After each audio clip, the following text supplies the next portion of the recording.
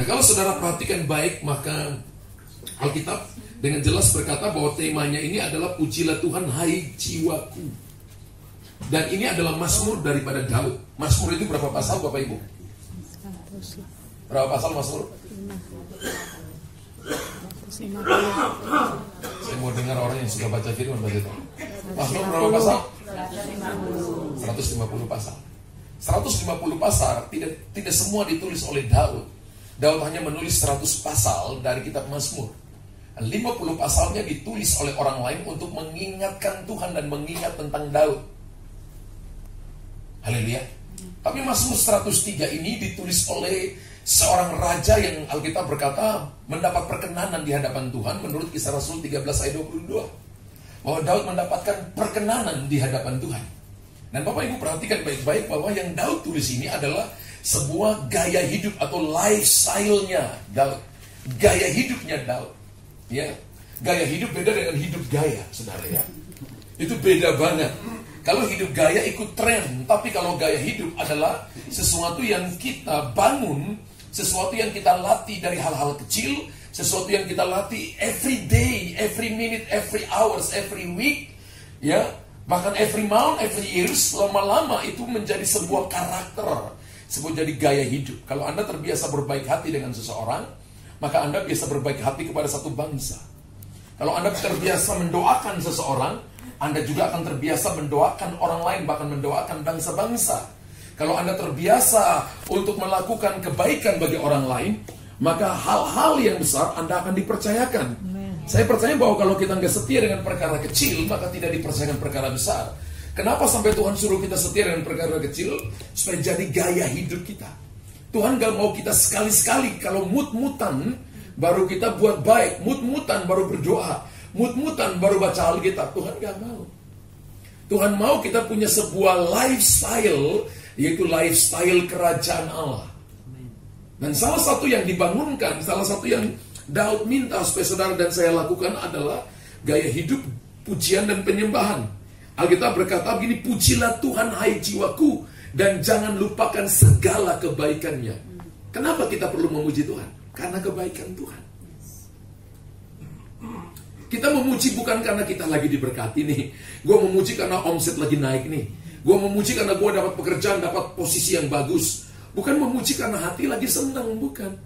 Pujian itu dalam segala keadaan. Entah baik atau tidak baik, kita harus menyanyikan pujian.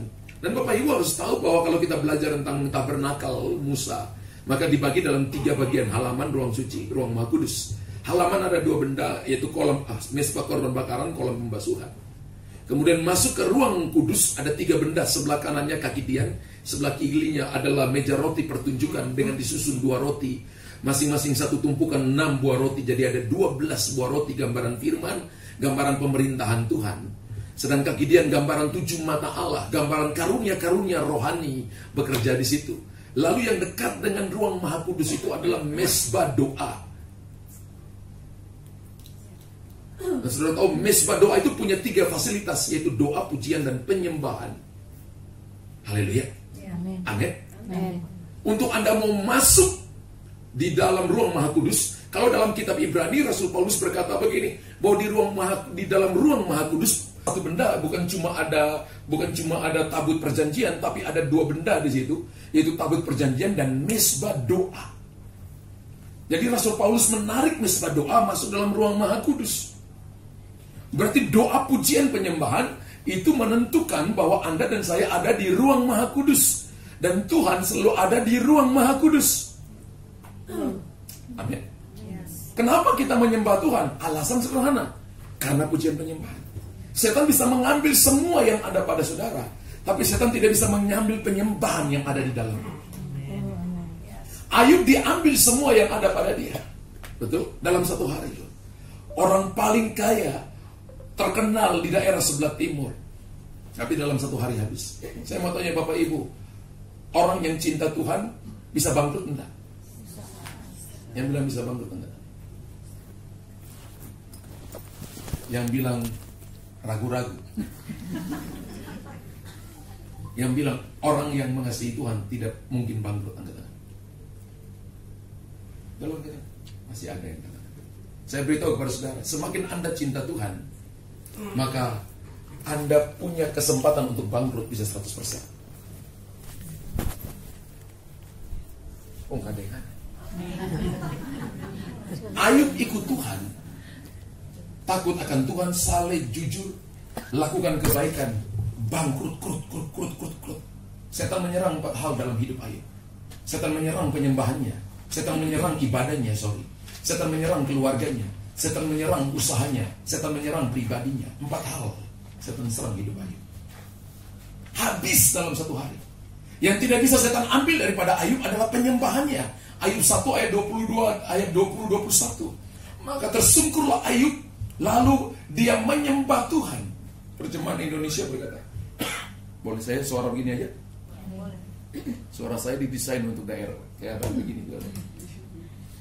Ketika saudara dan saya memperhatikan apa yang Tuhan katakan, maka Alkitab berkatakan begini, setan mencoba minta izin dari Tuhan untuk mengambil semua yang ada di sekeliling Ayub. Satu-satunya yang tidak bisa setan ambil adalah penyembahan. Tersungkurlah Ayub, lalu dia katakan gini, menyembah Tuhan, worship kepada Tuhan.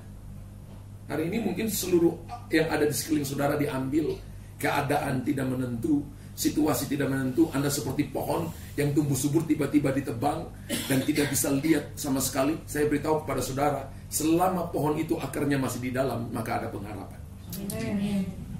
Pujian penyembahan itu seperti akar pohon yang masuk ke dalam dan menemukan sumber. Ketika Anda menemukan sumber, maka hidupmu dijamin oleh Tuhan. Tidak penting yang di luar itu cuma akibat daripada ketemu di dalam. Jadi yang pertama kali kita bangun itu apa? Bangun ke dalam lebih dulu, baru berdampak keluar. Ada banyak orang mau tampil keluar tapi tidak mau bangun ke dalam. Bangun ke dalam adalah hubungan intimmu dengan Tuhan. Kita semua ini kan hasil hubungan intim, setuju? Betul? Tidak mungkin seorang perempuan bersembunyi di belakang pohon keluar langsung hamil. Nggak mungkin. Itu cerita Scooby-Doo, ya. Nggak mungkin. Pasti ada benih laki-laki di situ. Ketemu dengan sel telur wanita, kemudian jadilah sebuah embrio, itulah kehidupan di situ. Maka kita ini hasil daripada, dan tidak mungkin juga orang lakukan sebuah hubungan intim terang-terangan. Itu namanya orang gila. Enggak ada yang seperti gitu. Hubungan intim selalu di tempat yang tersembunyi, tapi buahnya bisa dilihat oleh orang. Orang 3 bulan langsung kelihatan, oh wanita itu hamil. Hanya orang bodoh yang tanya, Bu, kenapa ibu perutnya besar? Hanya orang bodoh yang nanya, karena atau yang kedua, dia berasal dari planet lain, bukan planet bumi. Ya, benar. Tapi kalau orang berasal dari planet bumi, pasti tahu itu hasil hubungan intim. Anda berbuah satu saat karena Anda intim dengan Tuhan. Dan salah satu keintiman dengan Tuhan adalah pujian selalu ada di mulut saudara. Tahukah saudara begini? Bapak Ibu dengarkan saya baik-baik. Ketika Anda memuji Tuhan, ya, ketika Anda memuji Tuhan, maka yang nonton saudara itu bukan jemaat. Ketika Anda memuji Tuhan, yang nonton saudara bukan orang tepuk tangan, bukan untuk saudara sesungguhnya. Tapi ketika Anda memuji Tuhan, maka yang nonton saudara Tuhan dan para malaikatnya. Amin. Amin. Kenapa Tuhan tertarik dengan penyembahan kita? Kenapa dia tidak tertarik dengan penyembahan malaikat? Karena dengar baik-baik, malaikat tidak ditebus oleh darah Yesus. Anda dan saya ditebus oleh darah Yesus.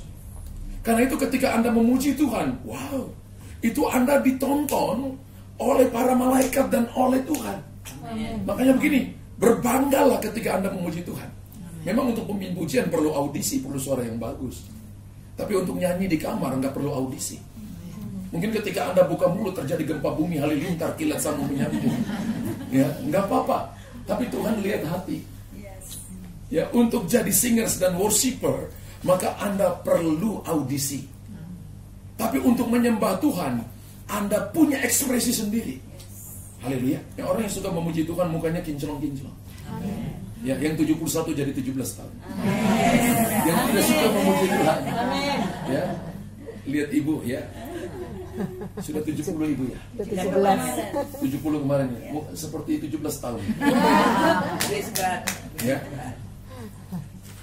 Kaleb itu 84 tahun seperti 40 tahun. Wow. 85 tahun seperti 40 tahun. Tenaga masih sama. Kasih aku gunung yang ada raksasanya. Haleluya. Gereja dengarkan saya baik-baik begini. Bahwa hal yang pertama, gaya hidup yang pertama yang perlu kita bangun adalah gaya hidup doa, pujian, dan penyembahan. Maka saudara, arti kata penyembahan itu dari kata culture. Culture itu kemudian kita dapat kata budaya. Dari kata culture ini sebabnya dari kata bahasa Latin yaitu kata call. Call itu artinya penyembahan. Wow. Jadi ketika saya masuk ke Jawa Timur ini, dengar musik Jawa Timur, saya tahu bahwa ini penyembahannya Jawa Timur. Musiknya beda, budayanya beda. Ya, budayanya beda. Sangat beda. Ibu, maaf, ibu asli dari mana? Ibu asli dari Surabaya, saya asli dari sorga. Dan kalau ada yang tanya lagi, warga negara kita, warga negara kerajaan Allah. Kalau ada yang tanya lagi, asli dari mana? Asli dari sorga, lahir Surabaya. Asli dari sorga, lahir di Jakarta. Ya. Aslinya dulu dari mana? Anda ini aslinya dari mana? Surga. Lahir di mana? Surabaya. Betul. Kalau Anda di KTP ini tempat tanggal lahir, tidak dikatakan aslinya dari mana kan? Makanya saya tanya, asli dari mana? Surga. Dari Bapak. Betul. Kalau tanggal lahir di mana? Surabaya. Haleluya.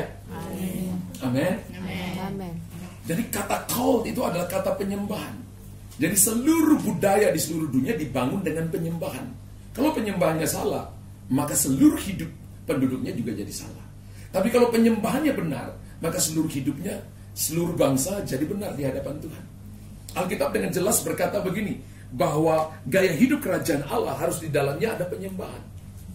Dan doa, pujian, penyembahan itu satu paket.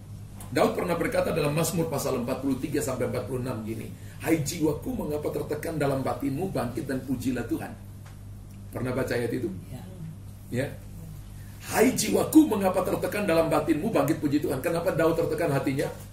Pada masa raja-raja pergi perang, Daud tidak pergi perang, rasa nyaman.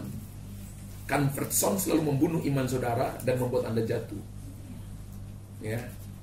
Makanya saya bikin sebuah statement untuk membuat diri saya dan jemaat itu semakin bergairah. Bahwa saat yang tepat untuk berdoa adalah waktu Anda tidak mau berdoa. Saat yang tepat untuk tidak mau baca Alkitab. Saat yang tepat untuk baca Alkitab adalah ketika Anda tidak mau baca Alkitab. Saat yang tepat untuk pergi beribadah adalah waktu Anda tidak mau pergi beribadah.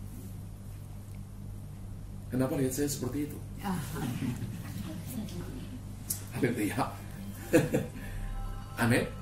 Nah, kalau Bapak Ibu perhatikan baik-baik, Alkitab dengan jelas berkata bahwa pujian itu harus selalu ada dalam mulut kita.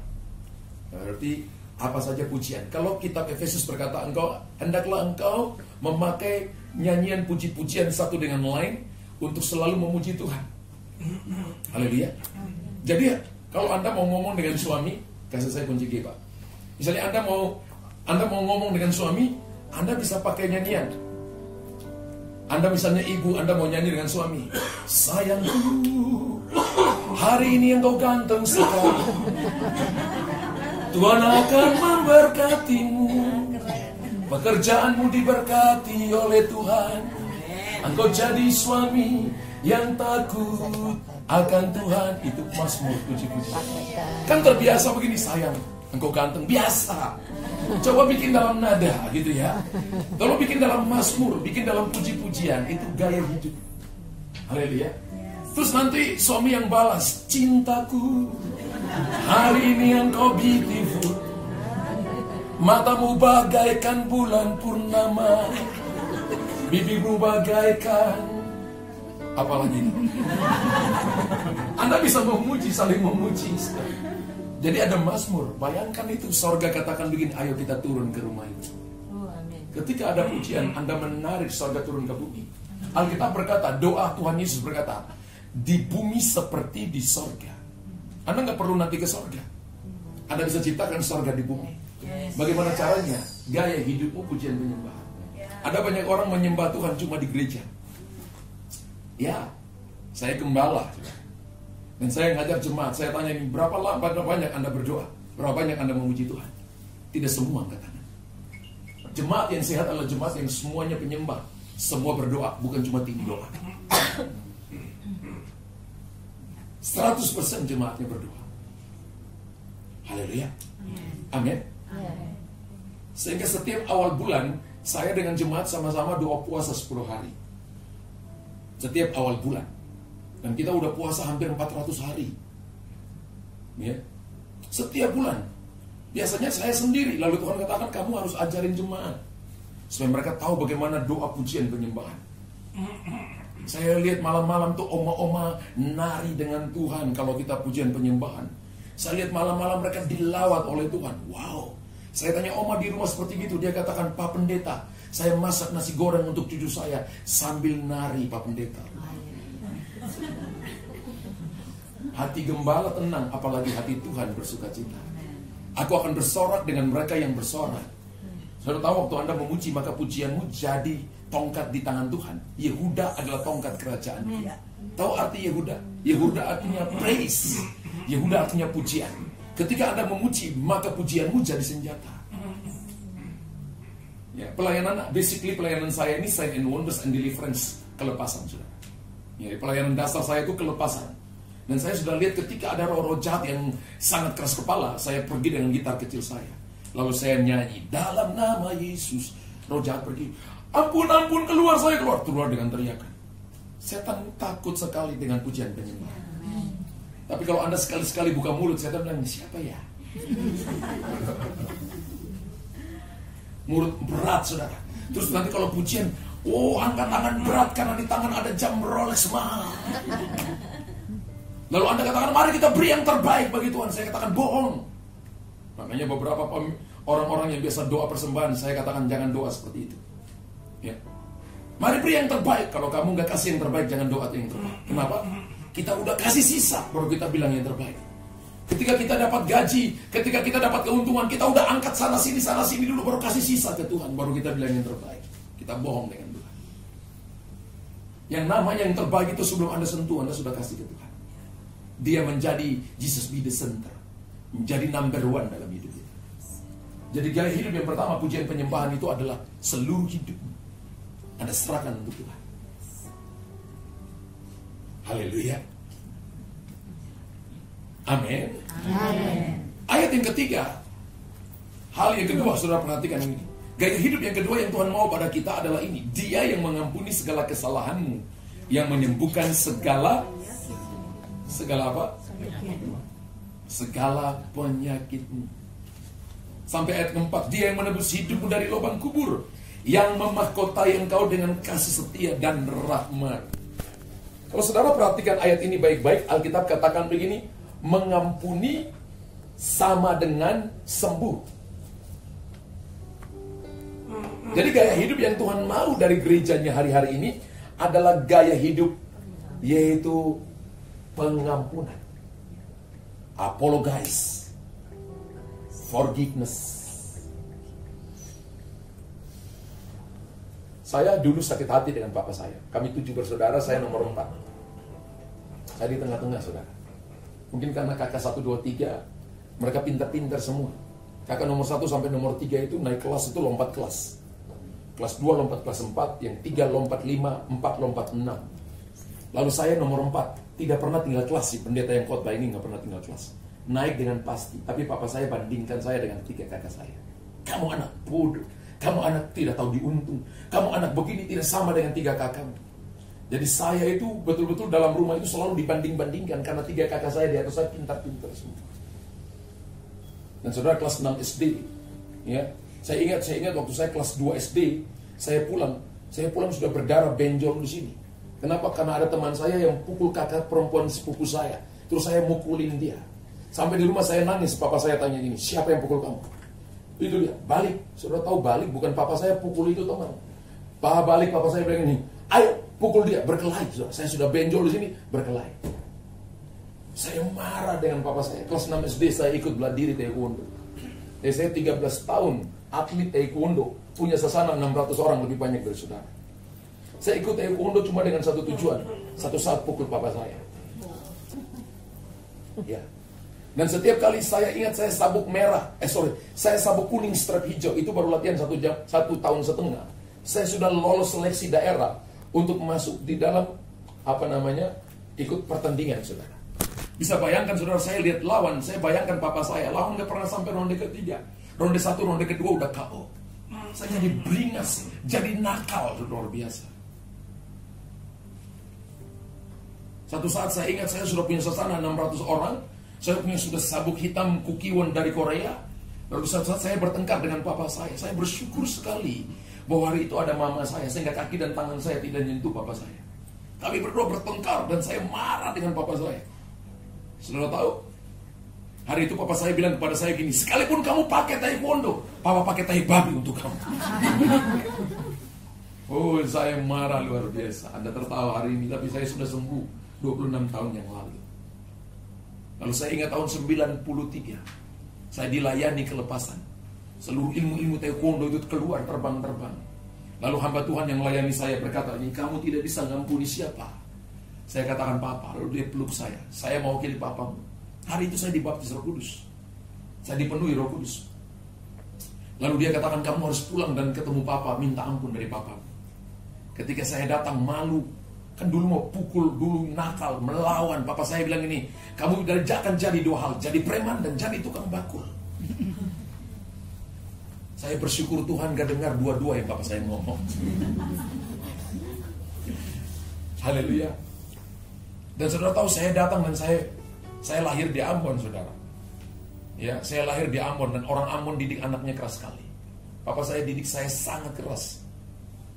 Dan saya peluk papa saya. Saya lupa kapan terakhir dipeluk, kapan terakhir saya dicium papa mama, lupa. Orang Ambon sulit mengekspresikan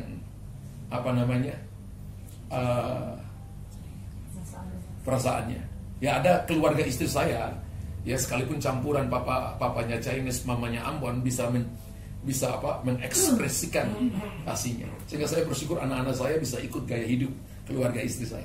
Keluarga saya nggak ketemu 10 tahun baik-baik saja. Ya baik-baik saja.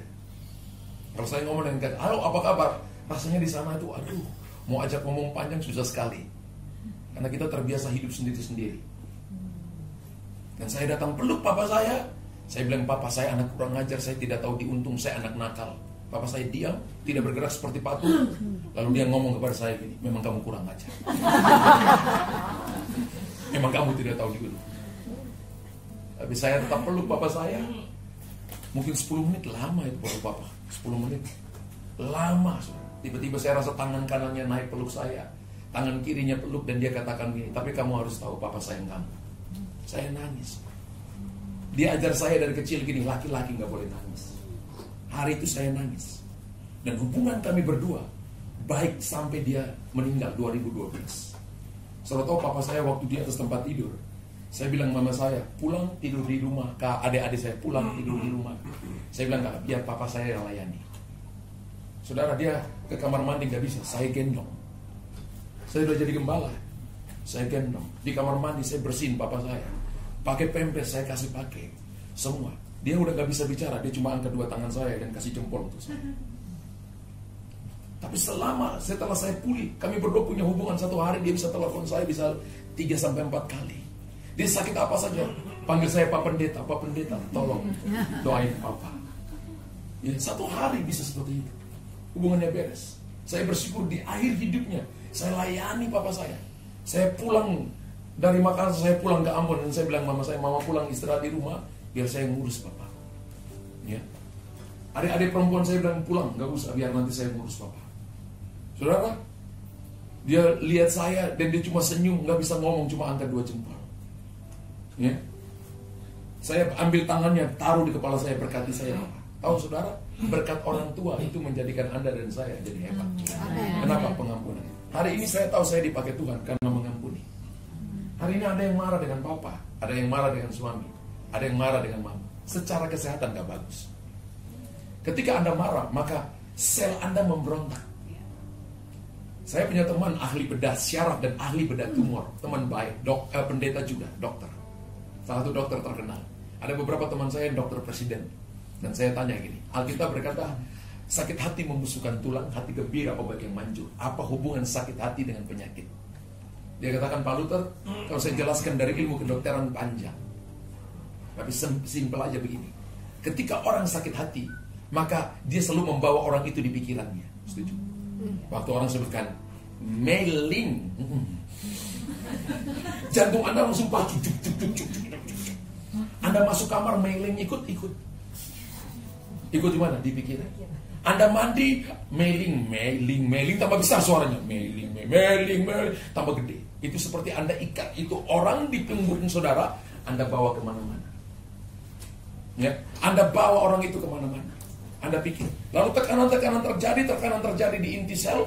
Karena tekanannya itu semakin kuat, maka inti sel itu hidup keluar. Dan dia hidup di sel yang lain.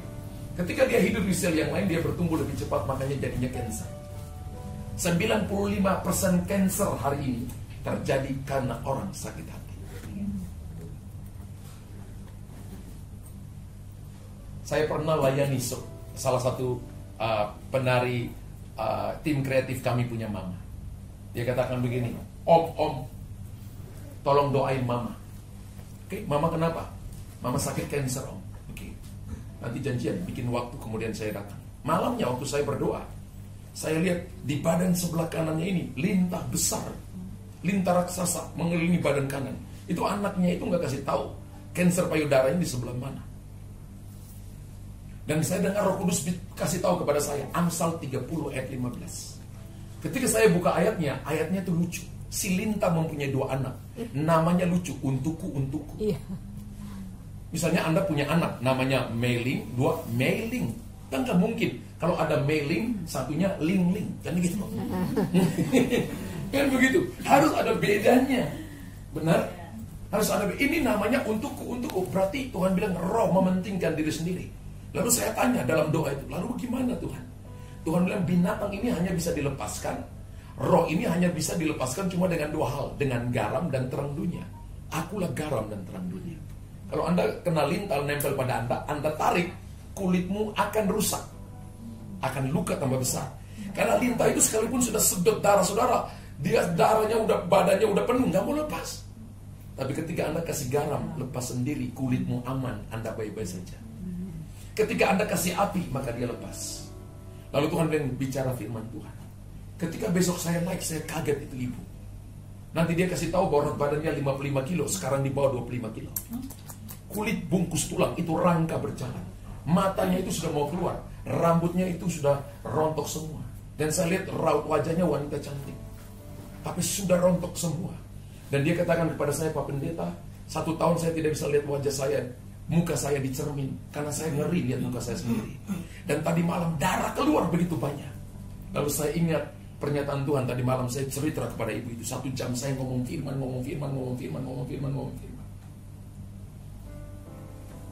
Dan Tuhan bilang ini, ibu tidak bisa mengampuni suami.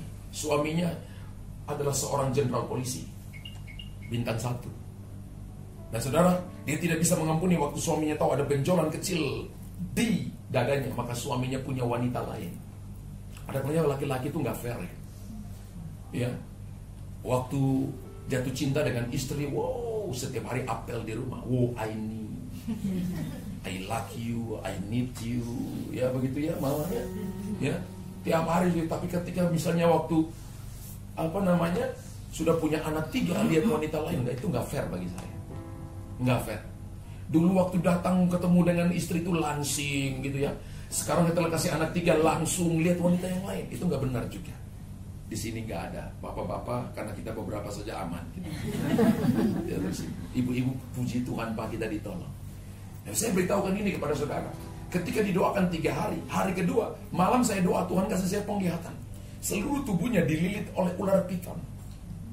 Ya, Alkitab berkata spirit of piton itu adalah sihir dan tenun. Piton itu binatang yang tidak langsung telan, tapi dia meremukan dulu tulang-tulang. Lalu saudara begini, kalau Anda dikuasai oleh sihir dan tenun, dipatahkan dulu tulang-tulang, jadi Anda jalan seperti Scooby-Doo. Nggak punya tenaga. Segi temannya Scooby-Doo itu, ya, jalan model seperti itu, ketemu setan terus. Betul? Anda dililit oleh spirit of piton. Lalu saya berkata lalu waktu saya naik hari kedua, dia katakan, Pak Pendeta, kemarin ketika Bapak pulang, orang berkata pergi orang pintar ini, paranormal ini, tapi saya sudah pegang firman Tuhan. Saya ingat hari ketiga ketika saya doakan ibu ini, dia manifestasi dan dia jatuh di bawah. Itu tangannya udah nggak begini seperti Bapak tadi, tangan sudah gini karena memang payudara kanannya itu sudah diangkat. Jadi kaku, dia sudah nggak bisa begini, nggak bisa begini, nggak bisa begini. Tapi ketika didoain, tiba-tiba tangannya bisa berputar seperti baling-baling helikopter. Kakinya itu seperti latihan berbaris, saudara. Padahal udah nggak bisa. Jadi Tuhan itu langsung perbaiki sel-sel, sembuhkan sel-sel. Selesai singkat cerita, 3 bulan kemudian dia telepon saya. Pak Pendeta, saya sudah pergi ke dokter yang operasi saya, yang katakan saya ada virus kanker. Sorry, sebelum didoakan, dia mengampuni suaminya. Dan waktu dia mengampuni, beratnya itu keluar dari sini. Jadi mengampuni suaminya. Saya temukan ayatnya, Amsal 27 ayat yang ketiga. Batu ada beratnya, pasir ada beratnya, tapi lebih berat dari dua-duanya adalah sakit hati terhadap orang bodoh. Ada ayatnya itu. Ya. Ada ayat firman Tuhan. Ya. Jadi kalau Anda sakit hati, ya, kepada orang bodoh itu lebih berat dari pasir 100 kilo dan batu 100 kilo. Itu Anda pikul, Anda bungkuk. Dan ketika dia mengampuni itu keluar dari sini. Lalu dia katakan begini, virus kanker sudah nggak ada lagi. Dokter vonis saya sembuh, Pak Pendeta. Saya katakan puji Tuhanku. Lalu dia katakan kepada saya, Pak Pendeta, ada yang aneh, Pak. Saya bilang, yang aneh apa? Payudaranya tumbuh kembali. Amin. Saya itu kemudian setelah selesai telepon, saya tutup telepon, saya ketawa dalam kamar. Saya seperti ketawa, lalu saya dengar Tuhan bilang gini, kenapa kamu ketawa? Kamu nggak percaya? Saya nggak jawab. Roh Kudus kemudian katakan begini, kamu siapa yang ciptakan?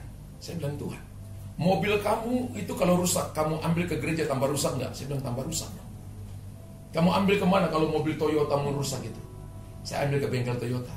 Betul. Kenapa? Karena di sana ada suku cadangnya. Kalau ambil ke bengkel lain pasti nggak ada suku cadangnya. Kalau kamu rusak, kamu diambil ke bengkel Toyota, kamu tambah lucu kan?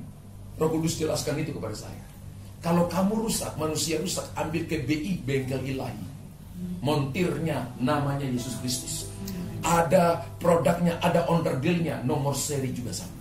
Seluruh onderdil Anda dari ujung kepala sampai ujung kaki ini, Tuhan punya stok. Nomor seri juga sama.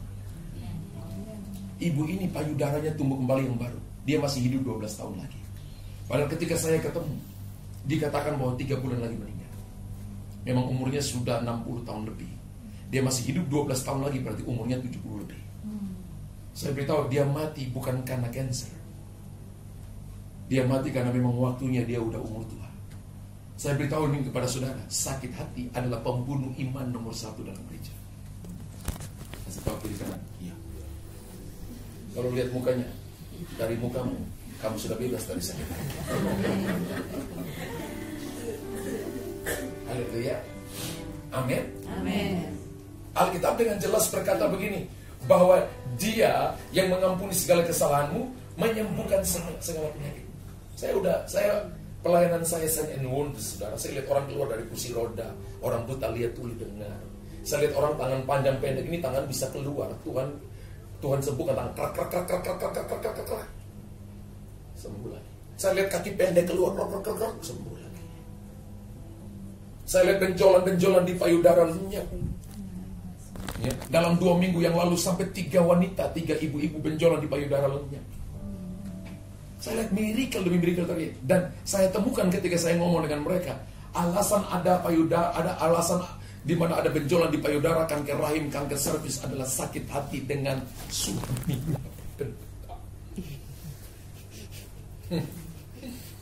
Ketika saya konseling sakit hati dengan suami.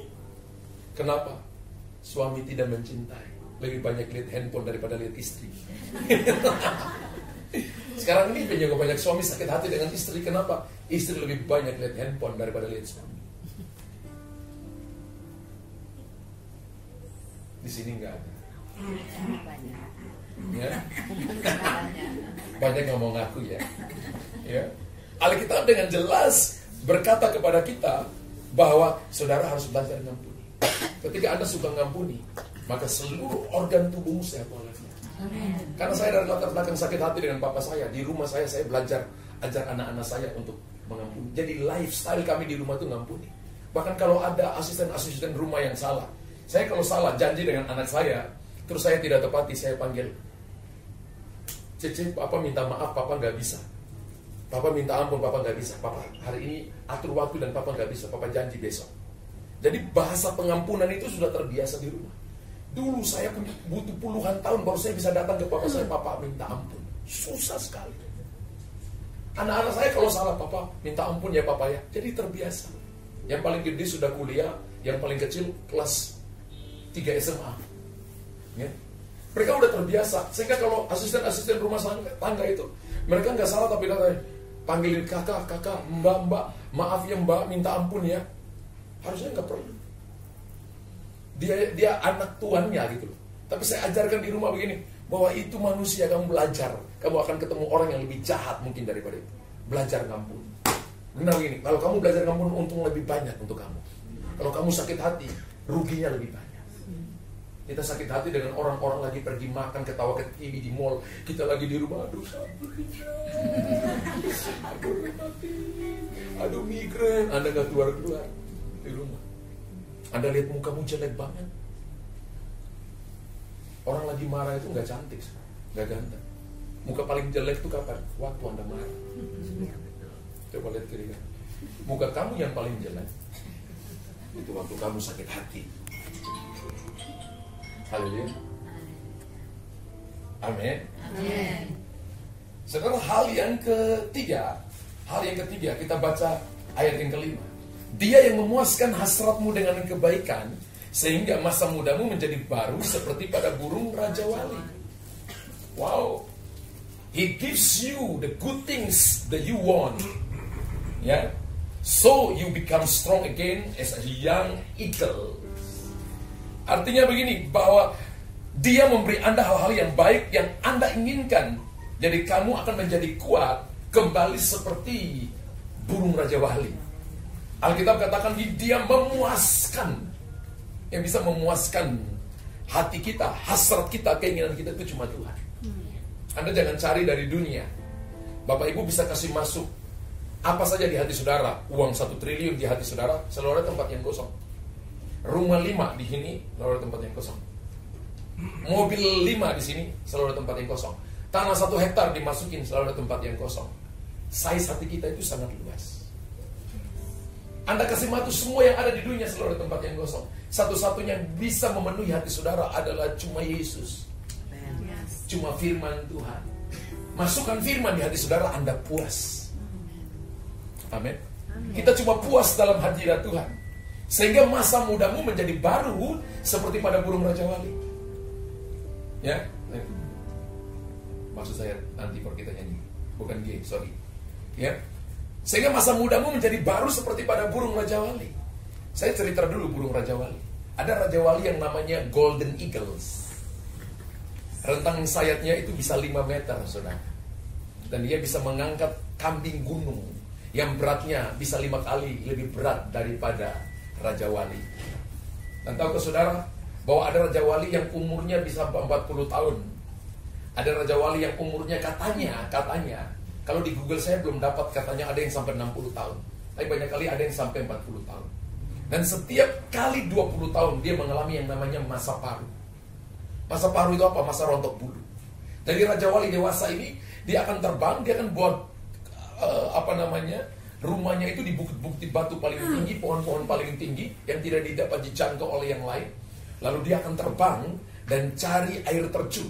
Dan ketika dia dapat air terjun, maka dia masuk ke dalamnya, cengkram batu karang, lalu dia bentangkan sayapnya. Jadi air terjun itu merontokkan bulu-bulunya. Kalau bahasa Jepangnya kising,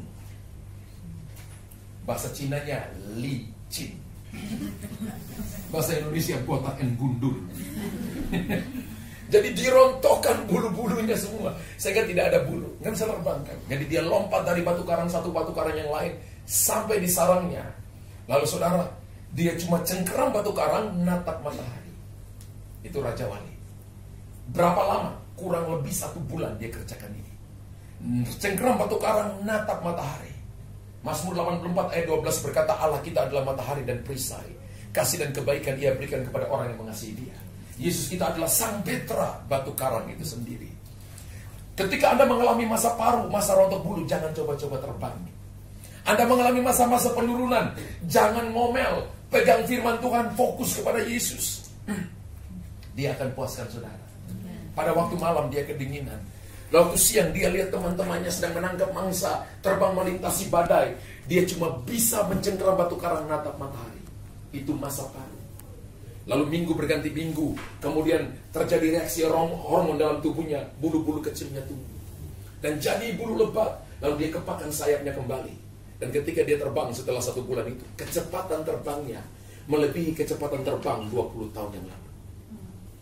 Masa mudanya menjadi baru seperti pada burung Raja Wali. Wow. Jadi ketika Anda mengalami masalah, mengalami pencobaan, mengalami tantangan, Tuhan sedang mengizinkan masa baru.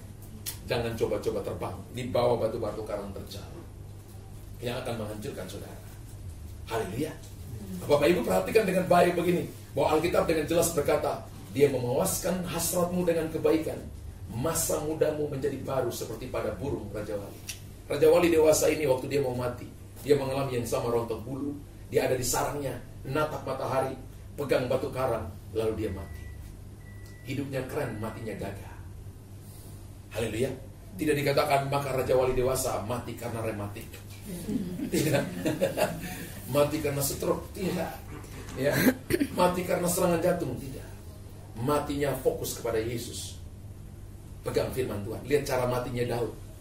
Alkitab katakan, yang maha kuasa sudah berfirman kepadaku, engkau akan berkumpul dengan nenek moyang. Lihat matinya Yakub. Berkati 12 anaknya, narik kaki, matinya bersandar di diarinya, yaitu tongkatnya. Dulu orang-orang dulu itu punya tongkat itu diari. Dia tulis dari kehidupan yang masih kecil sampai perkara-perkara besar di kepala tongkat diukir. Jadi itu diarinya dia. Dia bersandar di perjalanannya bersama dengan Tuhan. Lalu mati. Raja Wali dewasa mengakhiri kehidupan. Saya beritahu kepada saudara, kepuasan kita hanya kalau kita ketemu Tuhan. Gak ada yang lain. Bagaimana caranya? Pilih Tuhan nomor 1, bukan yang lain nomor 1. Datang cari Dia nomor 1 dalam firman-Nya, dalam doa, maka Anda akan melihat hidupmu dijamin oleh Tuhan. Tantangan ada, tapi tantangan itu batu lompatan. Persoalan ada, tapi persoalan itu menjadikan kita siap, menjadikan kita dewasa. Yang terakhir begini, kalau kita perhatikan Matius 25, ada wanita bijaksana, 5 gadis bodoh, dan 5 gadis bijaksana.